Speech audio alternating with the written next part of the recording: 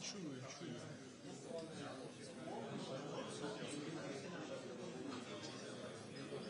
Та ми чуємо, тільки шкребуть.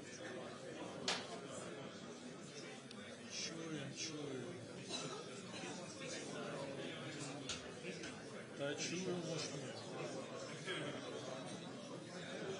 Та я ж відповідаю усім. Да. Може, в мене я не буду не працювати.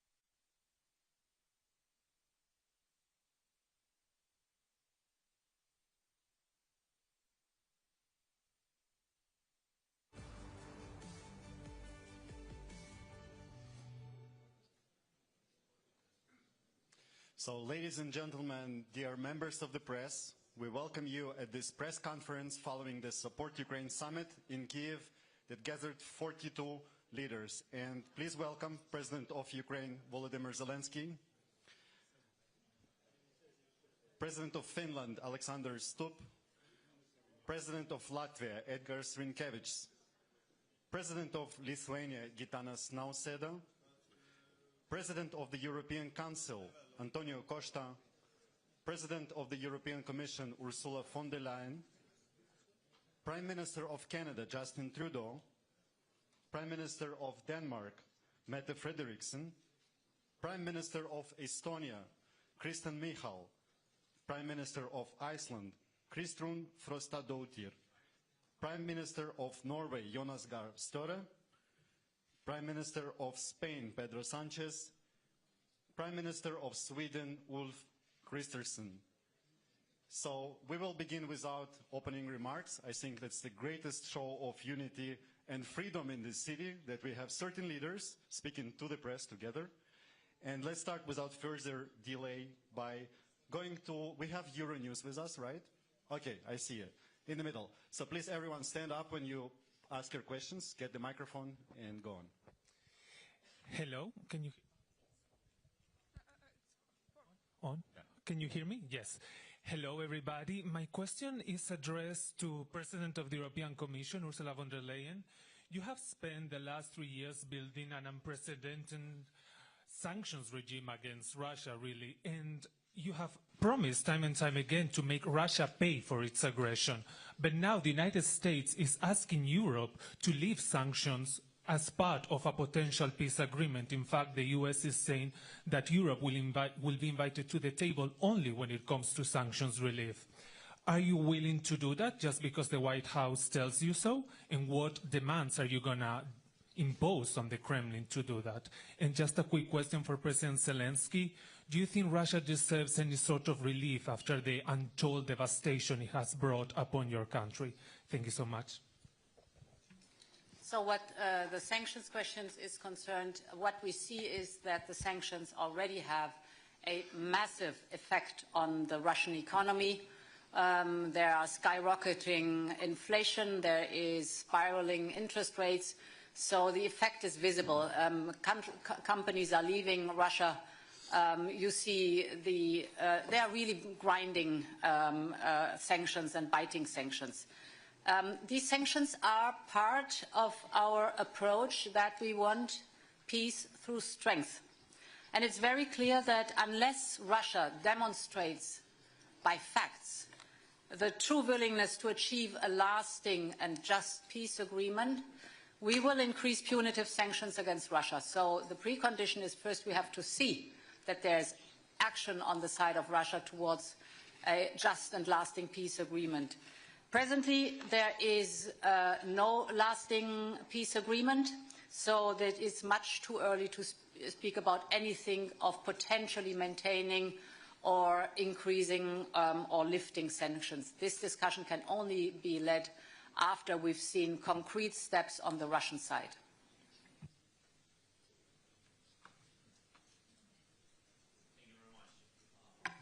You know, well, we are very often, and also today we speak that we need just and lasting peace. And when we speak about the just, and this war, it's difficult to find just in this war because of such steps of Russia. Their war, their way of this war, how many people they killed, just killed, and thousands in the prison, and stolen children. And that's why we'll never forget it, and we can't forget it. And even if, I hope that our partners on the same page with us, and not only hope, I see it, but we'll never forget it, and we will really do everything that people who began this war, who unprovoked war, all these people, yes, really will answer, and of course we will work on tribunal even after the hard part of this war. Even when we will go to the diplomacy, we'll never forget these surnames and these people. Let's now go to Italian media. La Stampa, you're with us. Yeah, I see you. Go on. Thank you very much. Marco Bresolin, Italian newspaper La Stampa. I have a question for the President of the European Council, Antonio Costa. You represent 27 EU member states. You said, you repeated that EU wants to be at the table when peace talks will start. You also said that maybe you are going to find someone who will represent the EU. But here there are many other representatives of other European non-EU countries. Some others intervene by video. Do you think that this seat should belong to the EU, or are you ready to share a common seat with other European leaders in order to bring a European position at the peace talks negotiation? Thank you. Thank you very much. Of course, only Ukraine can decide when there are conditions to start effective, credible and sustainable peace negotiations. All of us welcome the huge efforts from President Trump to push Putin and Russia to negotiation, and I wish that these bilateral talks open the door for a really peace negotiation. But only Ukraine can decide when we have conditions to do this. But this war is not only about Ukraine, it's also about European security. And for this it is essential that Europe, as present in the negotiations and participate in negotiations. Not only the European Union, also our friends like Norway, Iceland, United Kingdom, because all of them are very engaged in the support of Ukraine, and they are very concerned about European security. Then I believe that if we reach to have a joint special envoy representing not only the European Union but also the other European countries, we strengthen our European position, and we will discuss this in the next European Council on the 6th of March that I yesterday invited the leaders to participate. And this special European Council is about how to strengthen our capacity to invest more, better, faster and stronger in our own capabilities, how to strengthen the Ukrainian capacity, but also how we can be prepared for participate actively in the future peace negotiations if and when they arrive. Thank you. Thank you. Next one to Danish media, Mathilde Kimmer from the R. Yeah. Yes. My question is to the Danish Prime Minister. Today you presented this willingness to support the Scandinavian and the Baltic countries to support a newly established brigade, Ukrainian brigade. But where are you on the question of boots on the ground in a potential European peacekeeping mission? Thank you for that question. Well, from a Danish perspective, we are open-minded, and as I have said from the beginning of this war, we will be with our friends in Ukraine as long as it takes and to the end. I think for now, the most important thing is to ensure that Ukraine will get what they need on the ground. And therefore, I urge everyone to contribute more on donations, weapons, air defense, things we have discussed for several months and years now. I think that's the most important thing. And of course, a lot of questions has to be, answered before we can take a concrete solution when it comes to boots on the ground. And as Antonio Costa just said, this war is about Ukraine and it's also about European security. and therefore we need to look at the entire eastern flank when it comes to deterrence and defense. But we are open-minded. Thank you. Delphi Media, Herman Kelomis. Delphi, yeah. Hello, Herman Kelomis from Delphi in Estonia. In my country, it is a day with a double meaning. We have our Independence Day, so my question is to President Zelensky and Prime Minister Michal. Should there be an unjust peace in Ukraine? Do you think Estonia's independence could be threatened, and how soon?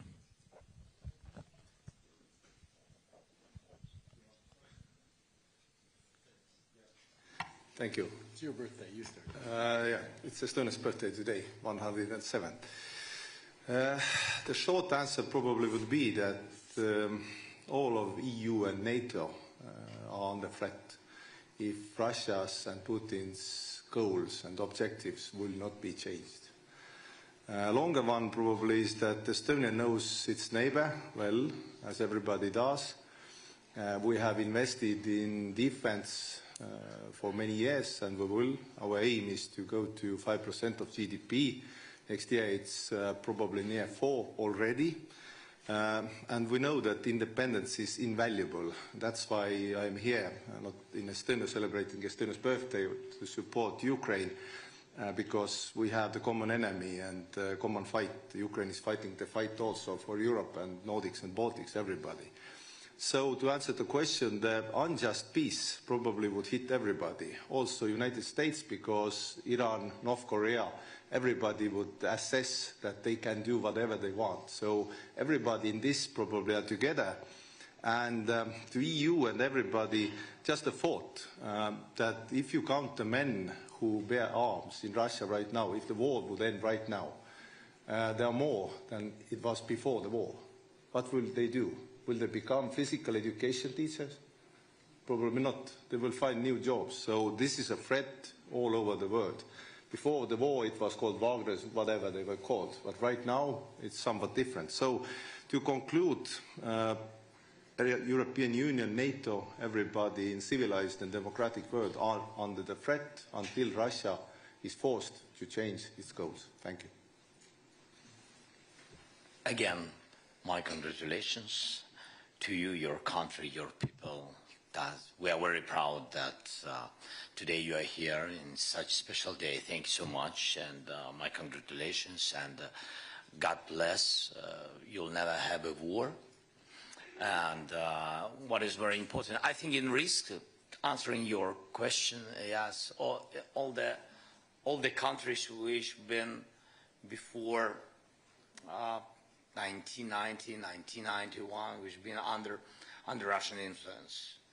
Yeah, so I think Russia, first of all, wants to have their influence continue it and be present on these territories of on these independent countries, which been before, during Soviet period, being the republics of Soviet Union, and of course it's Ukraine and Moldova, and of course Estonia, Litva, Latvia, and of course where their influence was very strong during the 20th centuries, it's Poland, it's Slovak, and other countries. So the most dangerous moment when you have people who has Russian roots, it's not bad. I'm just how it was with Crimea. I'm just sharing with you our experience. When you have some society, and of course, if you are bordering with Russia, you have such society. I mean, it's with other nations, it's the same. So when you have Russian-speaking people, or their roots, or their families which half of Estonian, half Russian, like we had Ukrainian, father Ukrainian, and Russian mother. It can be so. It's our history very long. I mean, you are in risk because it was with Crimea, it was with the East, with Donbass at the very beginning. They said that they are not occupying our territories, that they defend Russian-speaking people. That's why I think that Estonian people have these risks if we will fall down, Ukrainian. I think all such countries who I mentioned, I think have this risk. because of Russian policy, because their view of the world, Russian world. Thank you, Mr. President. And we now go to Iceland. Dagny Erlendsdottir from Iceland National Broadcaster. Yes. I have a question for the Prime Minister of Iceland, Kristrún Frostadóttir. Your government has decided to increase funding to help Ukraine. On what projects will that be spent?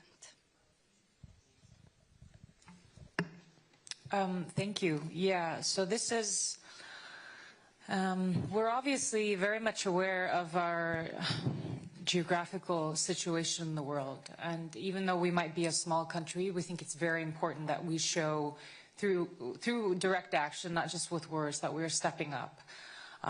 We are a country without a military, but we are a country that has high welfare because we have security. And I think there's increased understanding that defense for peace in Europe is extremely important. So we're making this step of doubling our contributions when it comes to defense for Ukraine. And our hope is that we will mostly use these funds to go through the Danish initiative, which we know has been very effective, both financially and for the Ukraine, but also through our demining efforts that we've worked on with Lithuania. So that will be our chief focus. But then we are also obviously supporters through the MB8 of the brigade. We don't have arms or a military, but we will be financially supporting that. So this is an important step for Iceland to take, and like I said before, important to show solidarity with Ukraine. Thank you, Excellency. Let's go now to Canada. Marie-Ève Bédard from Radio Canada. Hi, good afternoon. If you'll indulge me 1 second, je vais commencer en français, Monsieur le Premier ministre, avec vous. Vous avez parlé plus tôt ce matin de la volonté du Canada de collaborer avec les partenaires européens dans le cas où la paix sera atteinte. Est-ce que ça veut dire pour vous des soldats? I'll translate very quickly. Did you mean this morning that Canada was willing to send boots on the ground should there be peace to cooperate with European allies to guarantee Ukraine's security? And if I may, a question for both of you, President Zelensky and Prime Minister Trudeau. How significant and important is it to have a North American ally at this table now, given the fact that in the past month, both of you have had conversations that sounded like they came from an adversary with the United States and its president, Donald Trump? What's the significance of Canada's presence here today? Well, first of all, Canada has been there for Ukraine from day one, indeed from before day one, as in 2015 we started training Ukrainian military forces on the ground in Ukraine, which was a significant part. Western training to the Ukrainian armed forces is one of the reasons why Ukraine has been able to stand up to the Russian invaders so effectively over the past years. It's not just Canada, a number of countries have been involved. But for historical reasons, Canada having the second largest diaspora of Ukrainians in the world means that we felt deeply connected to Ukraine, but we also believe deeply that it's not just about Ukraine. It's about the rules and the values and the principles of sovereignty, of independence, of territorial integrity that protects every country in the world. All of us rely on those rules to be able to build peace and security. And we know that with the world changing, we're all going to have to do more around peace and security. One of the key themes that we heard today, as we've heard from many, many partners around the world in NATO and elsewhere over the past number of years, is people are going to be doing more on defense. 9.5 years ago when I took office in Canada, the previous government had us down below 1% of defense spending, even though the NATO 2% pledge had been made a year or two before. In the subsequent time, we have more than tripled defense spending on the path to 2030, and we're on our way to 2%. And we know we're going to have to continue to do more and more in an uncertain world, and Canada will be there. As to how we will be there, we will work with our neighbors on it, but everything is on the table because we need to make sure that might no longer makes right in this world. That's what has led to 80 years of incredible stability and prosperity, not just in Europe, but around the world, because of the institutions we built out of the ashes of World War II. And standing up for those institutions is in the best interest of every single one of us. Now, as a collection of different nations, we will have different perspectives from time to time on the best way forward, and those will be worked out in forums like this or at the G7 forum or elsewhere. But we are united in our values. We are united in wanting to see peace and fairness and prosperity for all our citizens, and that's what continues to drive us forward. Le Canada va toujours être là pour l'Ukraine. On est là depuis les débuts. On va continuer de l'être et on regardera comment on peut mieux aider dans les années à venir, parce que défendre l'Ukraine, c'est pas juste défendre l'Ukraine, c'est défendre les principes et les valeurs qui nous protègent tous. Merci à vous. Victor Guerrero, Télévision Española. Ah, sorry. Mr. President, I'm sorry. Really, with pleasure. That's okay. No, he can tell us how much he likes Canada. Because I love Canada. And I really appreciate that we have such relations with you, Justin. And you helped a lot, and a lot of your people helped us at the very beginning of war. We never shared, by the way, that we've been in touch, and really at the very beginning of the war, we didn't have really huge technologies with drones and etc. When we began to produce drones, and even when we bought drones with some partners, they didn't have Canadian high-level optic technologies, and Canada helped us with this, and we spoke a lot of this, and we had this, and we began to help our guys on the front line, on the battlefield, with these drones and etc. It was really first weeks and first months of the first year of war. Then, Justin, absolutely right about training missions. Really, the part of our army was prepared by Canadian officers, instructors. But what is very important, and it was very important again the first year, because they've been well trained. For today, the situation changed. After that, after Canada, we had such missions in Europe, in different countries, and then so the experience of this war gave us new knowledge of the war, and of course today when we trained abroad, we have to come back and train again on the battlefield, because the war is changing. It's technological war. That's why. But we really appreciate for your help and packages, military packages. So thank you so much. And I think that's all, yes? Well, with regards to Donald Trump and having a partner and partner here. With Donald Trump? This is, by the way, this is question to you, to Canada. And, I mean, that's well, with Donald Trump. Now we had a conversation. It was very good conversation, G7 conversation with the leading role of Canada. Yes, thank you very much, Justin, for organizing this meeting. Everybody been there, and we spoke about it, and we hope that United States will continue support, like all the partners. All the partners do it, and we need also not to lose this unity between Europe and United States. Thank you. Thank you. Now we can proceed to Victor, finally, to you. Where is the Spanish media? Yes. Hola. This is a question for Pedro Sánchez, Spanish Prime Minister, and also for President Zelensky. First in Spanish, then I will translate in English. Señor Presidente, usted esta mañana decía que España va a apoyar a Ucrania el tiempo que haga falta y con mayor determinación. España, su gobierno, está valorando o podría valorar enviar soldados dentro de una fuerza de paz o en otro formato. Prime Minister, you said this morning that Spain would be supporting Ukraine as long as it takes and with more determination.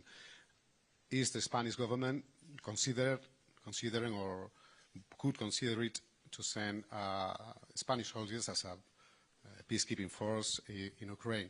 And for President Zelensky, are you asking your partners here present for soldiers, for a peacekeeping force as a peace guarantee for the future, and how many soldiers do you think would be right for this work? Thank you. Well, thank you, Victor, for your question. I would say, because this is not the first time that I have to answer to this question, and I guess all the rest of colleagues, but I would say that first things first, and step by step. No, I think that now we're focused on what we are, which is to open a genuine peace negotiations talks. And for that is crucial, I would say critical, that Ukraine and of course Europe are implicated in the negotiation process. Second, I think it's critical for all of us to provide the security guarantees to Ukraine in order to reach that common goal that we have, which is to have a last and just peace for Ukraine and for Europe. So you know, I think these are now the questions that we have to answer, and we welcome, of course, this window of opportunity that now we have in order to speak about peace. But as I said before, I think it's important that to have the European Union and, of course, Ukraine implicated in these very important talks. And as I said during this morning, of course, you know, in 2024, Spain signed a very important bilateral security agreement with Ukraine that will last for the next 10 years. Last year, we provide 1 billion euros in order to provide military capabilities to Ukraine. This is something that we are going to repeat in the year 2025, and of course we are we stand with Ukraine and of course with President Zelensky. Thank you so much. Well, we're thankful to you, Pedro, your country, your team, and your people. We had, I think, the most difficult moments.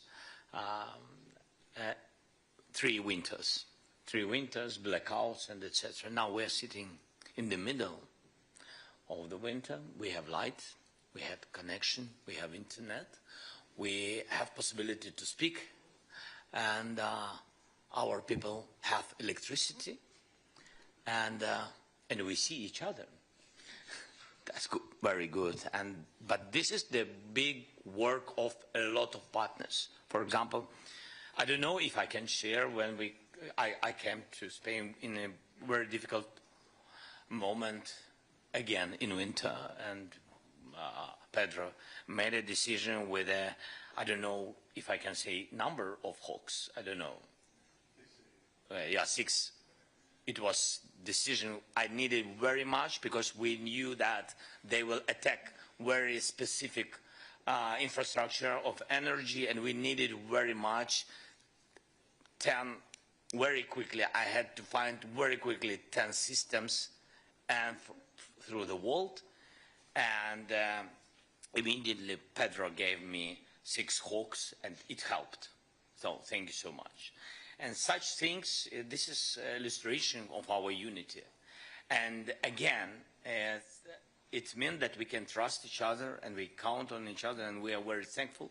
And I'm very thankful, like president of our nation, to all your nations, and this is very important. I think the same thing we will discuss. Now it's not for public because we didn't make a decision about the contingents and infrastructure for security guarantees. We are contingents or troops, how you say, or soldiers, like the journalist said. So we will discuss this infrastructure. The number, so of course I know the number what we need. And of course we will share it firstly, not in the open conversation. Yes, not to prepare Russians for this. And so we will discuss, and when we will make decision of what we see, how we see the number, and if it will be positive, we will share it. Of course we will share it. It's not a secret. It can't be without support of societies. Thank you. Thank you. Now to Swedish media, Svenska Dagbladet. Yeah, we have Swedish media with us. Okay, they probably left. Have not waited until now, yes? Okay, let's go now to Norway then, another Nordic nation. Marius Helge Larsen. Okay, at least we have you. Hi. I'm Marius Larsen from the Norwegian news agency NTB. I have a question for President Zelensky or anyone else who would like to answer it. You have now been through... Can you ask Sweden, please, because they don't have journalists. President Zelensky, Sweden, and anyone else. Okay? Sweden, Zelensky, or anyone else. Or my Prime Minister, who hasn't gotten any questions yet. So, but it goes to you first, President Zelensky. You have been through 3 terrible years of war. What are your hopes for Ukraine and the Ukrainian people for the next 3 years to come?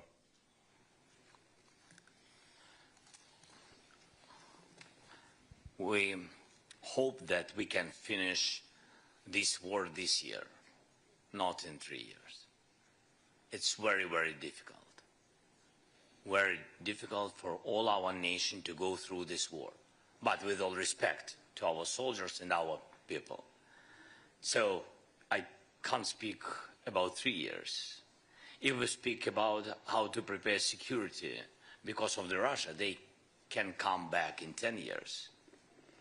If we will not be prepared. They will not come back if we will pressure them, put them to their place, to their territory, and if Ukraine will be in EU and in NATO in closest years, of course it will help us very much. And I think that they will not come back if we will have strong army and strong allies and strong unity, to my mind, because they will never, forgive the world that they didn't win. And you see that they will not win. Thanks. Thank you. And what about Sweden? Yes, you have a question to your Prime Minister or not? If not, we will proceed. No? I think everything was so clear. Okay, yes. I have a question for my Prime Minister as well, Jonas Gahr Støre. Today, your colleague Mette Frederiksen in Denmark said that 3% of the budget to defense is not enough. You have set a goal to reach 3% within 2036. Do you think that is a fast enough pace? Well, I think we have made that significant shift of lifting us far above 2%. First, we were among countries that did not have a plan. Then we had a plan, then we moved beyond, and we are now about 2.5, and we may reach 3% before 2036, by the way. I think we may need to invest more in defense, and I think that debate should be on figures, but also on quality and capabilities. Because if we get lost in figures, we will have 32 allies with silos and percentages. What we need to do now is to deliver on what we have agreed at NATO, in Vilnius and in Washington about regional plans. So we work now with Sweden and Finland in the north of the Nordic region to make sense of our capabilities in defending the Nordic part of the Nordic region. And we debate with our Danish friends and our German friends and our British friends that around the North Sea we should also have investment in the best capabilities. That may also lift percentage, but I would really like to see the output as the most important. Thanks. Thank you. Let's go now to Finnish media. We have with us Jonas Immonen from Ilta-Sanomat, right? Yeah. Yes, thank you very much. Jonas Immonen from Ilta-Sanomat, Finland. Question for President Stubb and Mr. Zelensky. Mr. Stubb, you said earlier today that there are now mixed messages and signals coming from the US in support of Ukraine and also defense of Europe as a whole. Mr. Stubb, what do you think that's going to be Finnish role and responsibility for future for European defense? And Mr. Zelensky, do you think or believe that Europe will and should be able to replace US support if needed? Sure. Perhaps I'll answer through 2 points. I'll answer the question to Vladimir first. I think we need to get our facts right.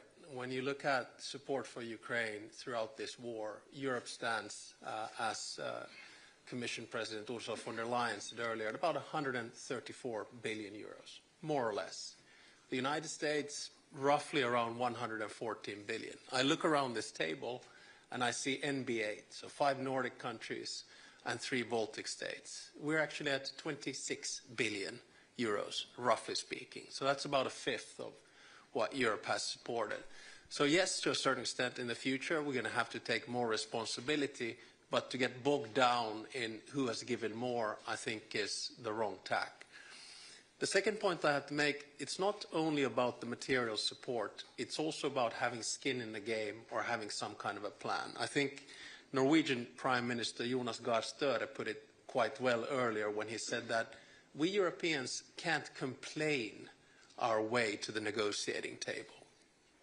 And my worry is that in the past 2 weeks, when we've seen a shift in the transatlantic partnership, and you'll know that I'm an avid transatlanticist, we have to wake up to a new reality. And then the question is, how do we get skin in the game? How do we get involved? I think a good start is what President Costa has done, is to call a European Council. Because right now, European diplomacy is rather cacophonic. It's all over the place. That's why I have, together with some colleagues, proposed that we sit down and think about a plan. And in my mind, that plan or sketch goes in 3 phases. The first phase is the pre-negotiation. That's where we are right now. This is when we have to think really hard how we put more pressure on Russia and basically how we support Vladimir and Ukraine and what kind of security arrangements we have. And if I may, just as a side note, I'm getting a little bit frustrated about this debate on boots on the ground, because that sort of misses the whole point. That is that the strongest boots on the ground in the world right now are with Ukraine. They have the land forces. Then it's a question about which phase and how Europe will come to support Ukraine. In the air, in the sea, with reconnaissance, with intelligence, etc., etc. The second phase of the plan is when the ceasefire begins. And that's actually quite crucial, because that's when you start looking at the modalities and the agenda of the actual negotiations. And that's when you start looking at confidence-building measures. And then the third phase is the peace process. And that's when you start talking about the big issues of territory, and that's when you start talking basically about recompensation, about justice, which President Zelensky was talking about earlier. So what I'm trying to say is that I think we in Europe, we need to get our act together. And in order to get an act together, you have to have a plan to the Americans, because if you don't have a plan to the Americans, you're not going to get involved in negotiations. And right now the negotiations are happening above our heads without any kind of a plan and strategy. That's why I think this meeting has been extremely important, and that's why I think that the next 2 weeks are crucial also about the future of European security.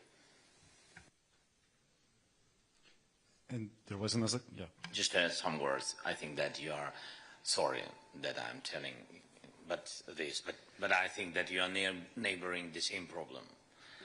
Yes, and that's great. So that's big success that you are in NATO. And my congratulations to Sweden.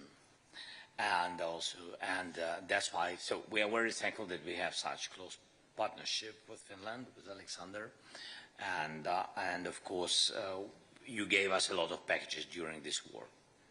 And it was very important, useful. I can tell you, especially, by the way, first year, I'm focusing a lot of times on the first year, but I think that the first year, first months, was the most important in this battle. And when those time we didn't have 155 artillery, I mean Western kind of NATO standard systems of artillery. We didn't have long distance weapon and etc. We had Ukrainian production, Soviet period production, any weapon, artillery and etc. and air defense, S-300, for example, missiles. And it was very difficult. It was big deficit because it's big deficit in the world. And Finland helped us very much, because really we found only some countries who had it in the storages. Yeah, so it was very important, especially those months, those first weeks and months. And about your neighbor, and I think, and of course, Ukraine will be always thankful for this and never forget it. And I think those experience of such enemies or such problematic neighboring, how to save the border, and you have very long border with Russia, and that's why I think our experience of how to defend the contact line or defend the front line, and the same technologies how to defend the border. I think this experience, our experience, will be very useful for your country. It doesn't mean that you will have a war, but it's more safety. I think so. Thank you. I was told we have another question to Prime Minister Christensen from Ukraine Forum. Yes, the floor is yours. Тетяна Пасова, Укрінформ. Запитання до прем'єр-міністра Швеції і до президента України. Скажіть, будь ласка, зараз активно... Ще секундочку тільки візьмуть так. Будь ласка. I can put my question in English, actually. Today, President Nauseda stepped with the initiative for Ukraine to become a member of EU by 1st of January of 2030. And do you support such initiative? Because we need a coalition of leaders who will support our way for EU. And і запитання до президента Зеленського. Пане президенте, скажіть, будь ласка, чи готова Україна ще більше пришвидшити реформи заради євроінтеграції?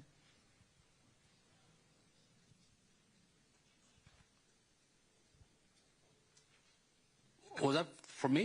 Okay, yeah, sure. Well, obviously we have we have the phrase of a merit-based process, and since there are a lot of merits, there is a good reason for speediness in the process. So that's very easy. And I really wouldn't mind to have a very specific date. I think there is an urgency in becoming a European Union member, and even more so if there is put at a doubt whether Ukraine will be allowed into NATO for every country. So I think the European Union accession is an urgent need.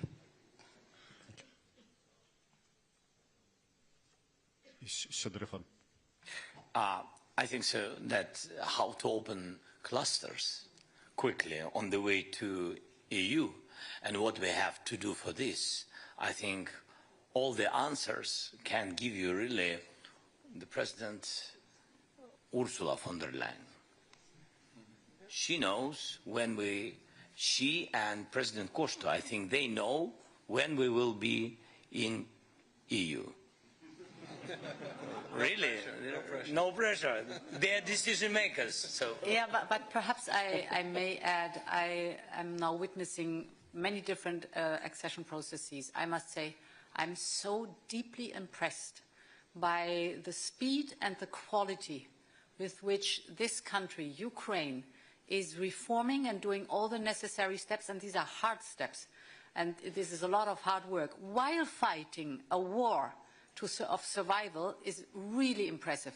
So you have here an example for highest merit, highest quality, and speedy delivery that is exemplary.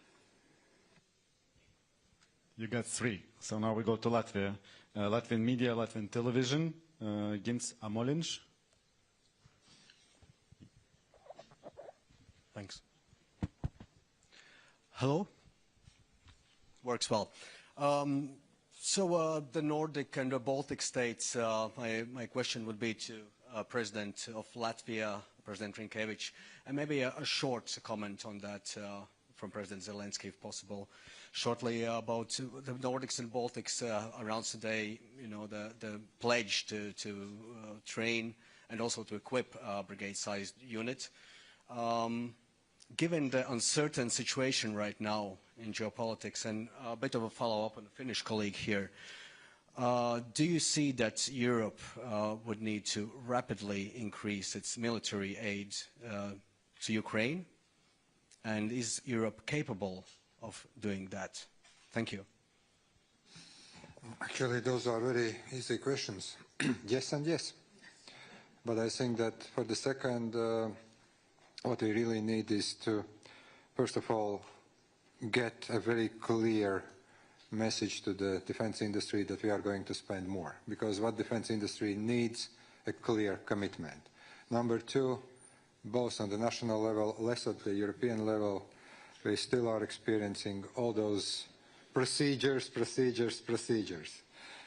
Sorry to say, but I think that we need to get out of this kind of mood that we are very much process-oriented, but to move to the results-oriented. I do believe that we can do that, and I do believe that we must do that, and I do believe that we will do that.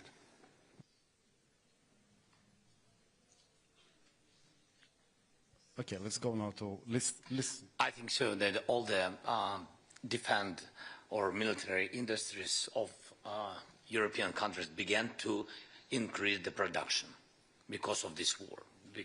Began to increase the production, beginning from the artillery rounds to drone production, technologies, systems of electronic warfare, a lot of things, different things. But how to do, but it's not enough, and how to increase more quicker and be comparable with Russians is to invest more to Ukrainian production. Because our economy, we have military economy for today. We just produce, for example, like drones. We have 200 private companies. 200, it's a lot. Even small companies, they need financing, and they produce quicker than our government production. It's understandable, because without any bureaucracy, they just produce and help soldiers. And by the way, they help directly to the front line. What is important, they don't produce and just to give government, and then government think how to send it to the front line. So there are a lot of quick ways. For example, we did one thing. So I began to pay money directly to brigades. It's one of the versions, how to help them to produce quickly. And they really do a lot of things. And they buy and produce. There are brigades on the front line which produce at the same time. So really very sorry if I'm using not correct word, interesting, but it's incredible. So that's why we need additional financing for our Ukrainian production directly to private sector. Now to Lithuanian media, LRT, Augustinas. Yeah. Thank you for opportunity. Question for Lithuanian president. I also would like to ask you about, peacekeeping force possibilities in Ukraine. We see that it's hardly likely that anytime soon we can see this coming from EU or NATO frame. Are you willing to take a unilateral decision, like, for example, United Kingdom is talking about? And also I want to ask President Zelensky, looking around you today, around this table, do you think that this Nordic-Baltic region is playing more and more significant role in support for Ukraine? Thanks. Lithuania is ready and will be ready to support Ukraine under any circumstances. And even now, as we speak, Lithuanian people, ordinary Lithuanian people, are accumulating financial resources in order to buy the drones for Ukraine. So my country is not tired and will be not tired in supporting Ukraine. When it comes to the decision you mentioned, I think we have to answer to the three questions, first of all. We need the clarity about the mandate of such forces on the soil of Ukraine. Are we speaking of peacekeeping or peace enforcement? There is no peace yet, and even the ceasefire is not a reality, unfortunately, so far. The second question, and the answer to the second question is, are we ready to enforce the ceasefire? So the force must be real. The first time the peace is violated or ceasefire is violated, the retaliation must be immediate and strong. Otherwise, we compromise and we discredit the very concept of the security guarantees. And the third question is, are we ready to back each other? Or, in other words, unity is vital. Europeans with the backing of the United States would be ideal solution. Are we there? I have my doubts. Maybe my doubts will disappear in the coming weeks or coming months. At least I am looking forward to the Hague summit. I hope there will be positive news from this summit despite all our reservations. So I think the question is a little bit too premature, but when it comes to the training mission, Lithuania is already there. Our experts, military experts, assist Ukrainians to improve their professionalism and fighting capacities. They are there, and we already answered to this question positively. And if you allow me, I will comment my initiative on the date of European Union accession, Ukraine's accession into European Union. You know, this is a matter of political commitment. If we talk about the NATO membership, of course we understand that not everything is in our hands, and the decision depends on other allies too. But the European membership is in our hands, in the hands of European Commission, in the hands of member state, and of course the hands of Ukraine. And Ukraine is doing really a great job under such complicated circumstances. So I truly believe that it is a realistic date. It's ambitious, but realistic date. Thank you. One more important partner with us, France, Monsieur le Ministre Benjamin Haddad, Minister Delegate for Europe and Special Envoy of the President. I'm told we have a question for you coming from Union, Sayenka. Thank you for this opportunity to ask a question. I would like to refer my question to French Minister. France has already provided Ukraine with very significant support in order to help to survive our country. Especially you provided us Scalp long-range missiles, howitzers called Caesar, armored fighting vehicles, ammunition, and other vital support. And my question is your country ready to continue support Ukraine for another year? Are you ready to increase this level of support? And my quick follow-up for the President of European Commission and President of European Council. You have already heard proposal from Lithuanian President that there should be setting a date for Ukrainian accession by the 1st January of 2030. Is this a goal of your mandate to coordinate and help Ukraine really become a member of European Union by this date, 1st of January 2030? Thank you. Thank you. Yes, France will continue to support Ukraine for how long it takes, for the simple reason that Ukrainians are not just fighting for their security and their freedom, but for the security of Europeans against the threat that Russia poses for all of us.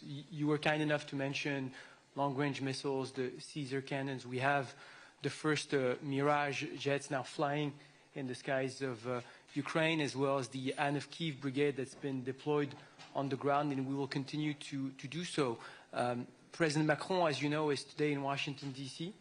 to continue the respectful and honest dialogue that he has with President Trump, to say that very simply, we support the peace through strength approach, and for this to succeed, we need to continue to support Ukraine on the ground. We need to increase pressure on Russia, and this is why we welcome the adoption of the 16th round of sanction today on Russia, that Ukrainians need to be around the table when their security is being discussed. Europeans need to be around the table, and that there can be no just and lasting peace without robust security guarantees in the long run. And this is where also Europeans will have to step up and take their responsibility. And France is ready in this respect to continue to take its responsibility alongside its partners for the security of Ukraine, the security of all of us. So to your question concerning the initiative of President Gitanas Nausėda, I think it's a very noble initiative because it shows a lot of political will and an amazing support to Ukraine. And thank you very much for that. The process of accession, we always repeat, is merits-based. Basically, it says there are certain conditions and reforms that you have to do, and you have to implement them so that the conditions are right for an accession. And it's good for the European Union, and it's good for the accessing country. So that is always necessary. What I want to emphasize is that if you would just only set a date, then it would also mean the other candidate countries would ask immediately for a date and not a process anymore. But again, I really appreciate the political will that is there. I would even say Ukraine, merits-based process, if they continue at that speed and at that quality, perhaps they could be earlier than 2030. So thank you very much for giving the impulse, and let's work hard on all sides really to keep the momentum up. We're almost out of time, but we have one more question for President Zelensky. Sorry, if you allow me. I'm sorry, President. For sure, Ukraine's accession to the European Union will be the most important security guarantee for the future of Ukraine. And we have already decided that this new institutional cycle will be the institutional cycle of enlargement to Ukraine, to Moldova, to Western Balkans, and we don't know, with Georgia. It's a merit-based process, and we are working hard from the European Commission to the different candidate states. And it's very impressive what Ukraine is making. Because in fact, Ukraine are writing a new playbook how to make reforms at war times. And this is very difficult to imagine. But we are very committed, and I'm sure that the different member states, the European Commission, and Ukraine, Moldova, the Western Balkan countries are working very hard to deliver on this enlargement. And we need also to work among us to make the necessary reforms to welcome well these new member states.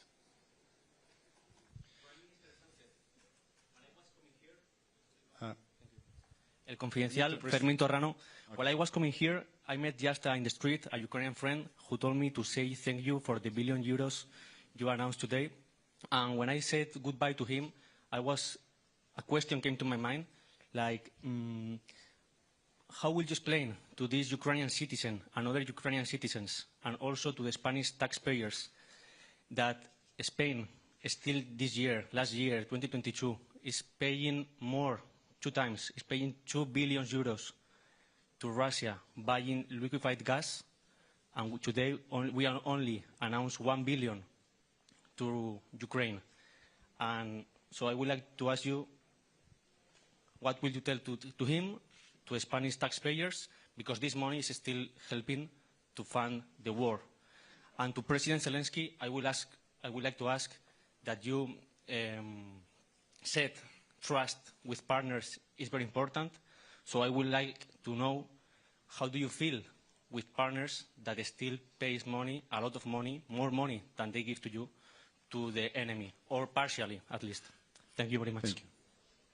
Well, thank you for the questions. First of all, Spain has supported all the sanctions packages approved by the Council. And we've been very constructive and positive in order to increase the pressure on Russian shoulders in order to stop the war. Second, you're talking about private contracts, but the political will of the Spanish government, and I would say the Spanish society, is to reduce and diversify our energy dependencies towards other countries. And we have done so. We have done so. Our main provider is now in North America, not only the US, but also Canada. And last but not least, I would say that that we have committed ourselves as the Spanish government to devote €1 billion for the next 10 years, each year, in order to provide that military capabilities to Ukraine. So, you know, we are supporting Ukraine, we are supporting President Zelensky and his government, and I do believe that even if we're far away from the front line, because we are coming from the Iberian Peninsula, we have also a good representation of the Iberian Peninsula with the President of the Council, Antonio Costa, and myself. I think that people in our society understand quite well the importance of defending and providing this support to Ukraine and its people in order to guarantee that peace and security in Ukraine and in Europe. And by the way, you know, when it comes to enlargement, since we come from a country which became a member state of the European Union back in the 80s of the 20th century, we're always open and very constructive in the approach of the enlargement of Ukraine, Moldova, and Western Balkans. So, you know, I think that,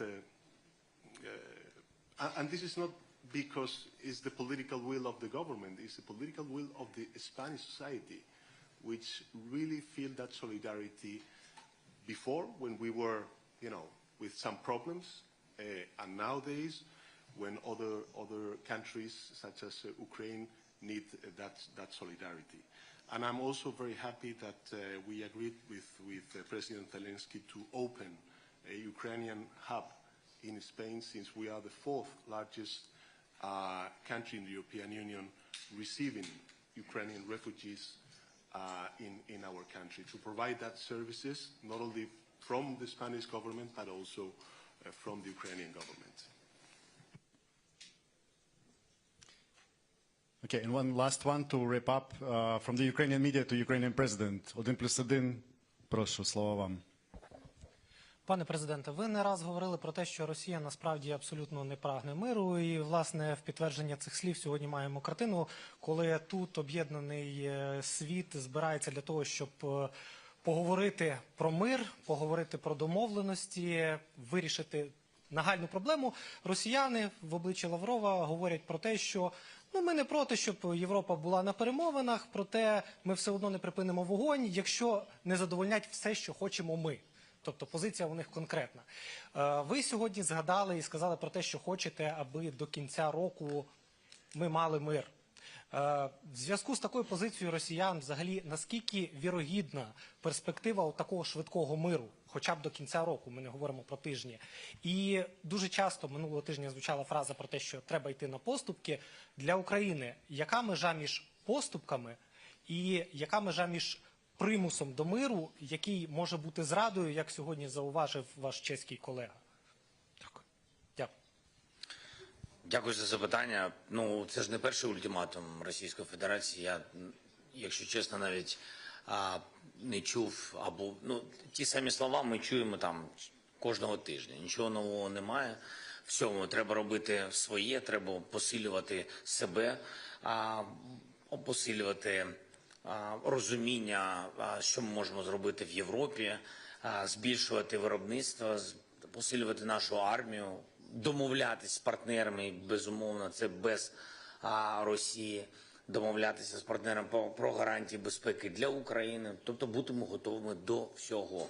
І паралельно робити все, щоб дипломатичний трек, про який говорять і в Європі, і в Сполучених Штатах Америки, напевне, бачити щось, якісь можливості в цьому треці, але не порушуючи Конституції нашої держави і не порушуючи інтересів українців і всіх європейців.